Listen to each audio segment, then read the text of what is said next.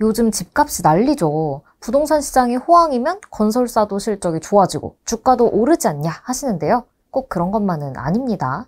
국내 1호 건설사 삼부토건, 우크라이나 재건주가 되면서 주가가 엄청 올랐는데요. 삼부르네상스 같은 주택사업도 해요. 근데 이 회사 최근에 직원들이 월급을 못 받았다는 블라인드 글이 돌았었는데 이번 반기 보고서에서 감사 의견 거절을 받고 하한가 쳤죠. 실적이 안 좋고 빚도 너무 많아서 이 회사 지속 가능할지 모르겠다는 이유예요.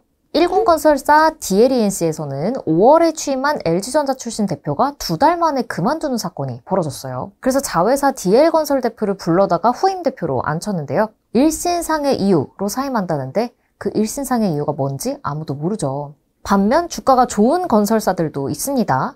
HDC 현대산업개발 그리고 GS건설인데요. 이 조합 익숙하지 않으신가요? 현사는 2021년 광주에서 철거하던 건물이 무너져서 버스를 덮쳤고 또 다음해 광주에서 짓고 있던 아파트 외벽이 붕괴됐죠. 2번 다 사망사고로 지금 축구협회장인 정몽규 HDC 현대산업개발 당시 회장이 사퇴했고요. GS건설은 순살자이 아시죠? 인천 검단자이 아파트 지하주차장이 붕괴되는 일이 있었죠. 그때는 이 기업들 재기 가능할까 했는데 어떻게 다시 잘 나가게 된 걸까요? 오늘은 부동산 시장 좋다고 건설주 무작정 투자하기 전에 체크해야 할 3가지 포인트 알려드릴게요. 첫 번째, 원가율입니다.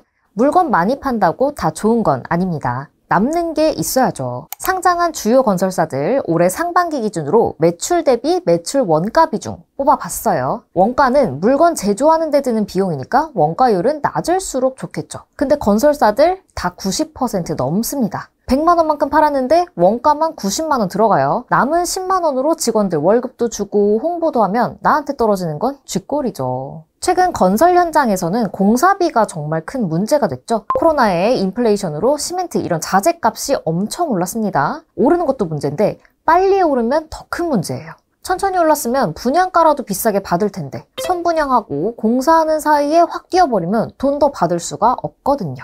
주거건물 공사비 지수 보시면 2021년부터 2022년까지 가파르게 올랐죠? 이때 착공을 많이 한 기업들은 쉽지 않았을 거예요. IM투자증권이라고 구하이투자증권이 착공 시기별로 나눠놓은 게 있어서 한번 가져왔는데요. 이미 준공, 공사 완료했거나 거진 다 한 현장 빼고 지금 건설 중인 현장 중에 2021년부터 2022년 착공한 부분 비중이에요. 제일 높은 현대건설은 65%죠. 공사비 폭격을 심하게 맞았을 가능성이 높습니다. HDC 현대산업개발이 전화위복이 됐다는 분석이 여기서 나와요. 현사는 2021년과 2022년 연달아 사망사고로 내면서 영업정지 8개월 처분을 받았죠. 법정 가서 나중에 과징금으로 대체하긴 했는데요. 이때 공사가 중단되고 계약이 엄청 해지됐어요. 그게 결과적으로는 공사비 급등 부담을 상대적으로 덜 줘서 수익성에는 도움이 됐다는 분석입니다. 두 번째, 주택사업 비중입니다. 건설사들이 집만 짓진 않죠. 지하철역이나 도로, 터널 같은 사회 인프라도 만들고 중동 이런 해외도 가고요. 발전소 같은 산업시설들도 많이 짓습니다. 이런 토목, 플랜트 사업 비중이 높은 기업들은 부동산 업황에 영향을 덜 받겠죠. 그래서 좋기도 한데 지금 같은 부동산 호황에서는 주택사업 비중이 높은 기업들이 주목받기 쉽습니다. 표 보시면 GS건설이 77%로 압도적이죠. 자이 브랜드 파워 살아있어요. 지금처럼 공급이 부족해서 집값이 오를 때는 주택사업 위주의 건설사들이 좀 더 유리해지죠. 정부가 공급대책을 내놓잖아요. 8월 8일 발표한 주택 공급 대책만 봐도 2029년까지 수도권에서 43만 가구 공급 기반을 만들자는 거고요. 자세한 내용은 집코노미에서 확인하세요.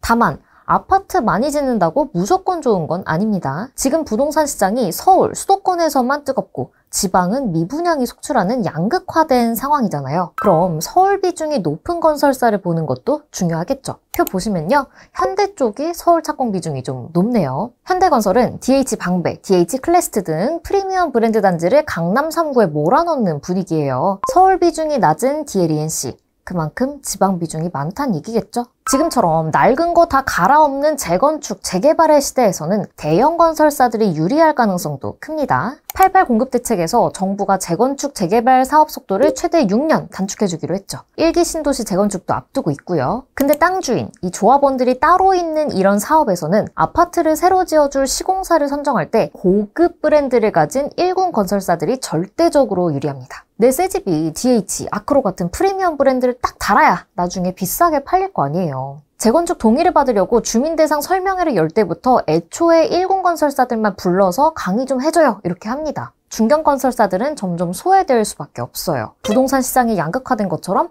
건설사도 양극화될 수 있습니다. 하지만 결국에는 금리가 인하돼야 합니다. 금리가 내려야 부동산 호황도 지속될 수 있고 건설사들 자금 사정도 좋아져요. 우리 집 살 때 영끌해서 빚지고 사죠. 건설사들도 아파트 지을 때 대출 엄청 땡깁니다. 고금리 시대에는 영끌족도 건설사도 이자 감당 불가해요. PF 프로젝트 파이낸싱 많이 들어보셨죠? 이 아파트 분양 잘 될 거야 하면서 사업성을 담보로 돈을 대출해주는 건데요. 이 PF에 단계가 있어요.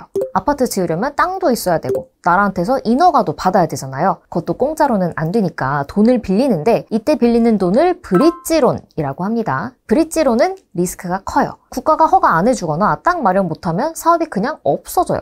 그래서 은행보다는 증권사나 저축은행 같은 데서 해주고 금리도 높아요. 그러다 인허가 받고 공사를 시작하면 일단 잘 지으면 되니까 금리도 낮아지고 은행 대출도 됩니다. 이걸 본 PF라고 해요. 딱 봐도 브릿지론이 위험하죠?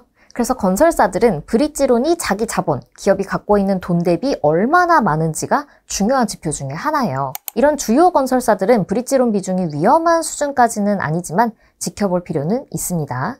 집값 상승은 건설주의 100% 호재일까요? 8월 22일 한국은행이 기준금리를 13차례 연속 동결했습니다. 1년 7개월째 3.5%인데요. 동결의 큰 요인 중 하나로 집값 상승을 꼽았어요. 이창용 한국은행 총재가 영끌족 유예라. 부동산은 당장 잡아야 할 시급한 문제다. 이런 강경 발언을 쏟아냈습니다. 건설 경기가 살아나려면 이론적으로는 금리가 인하돼야 하는데 집값이 너무 급격하게 튀면서 오히려 금리 인하의 장애물이 되고 있죠. 언제나 그렇지만 한 가지만 보시지 말고 여러 변수들을 같이 고려하면서 투자하시는 걸 추천드려요. 오늘 영상 좋으셨다면 구독, 좋아요, 알람 설정 해주시고요. 궁금한 내용은 댓글로 남겨주세요. 그럼 다음 시간에 만나요.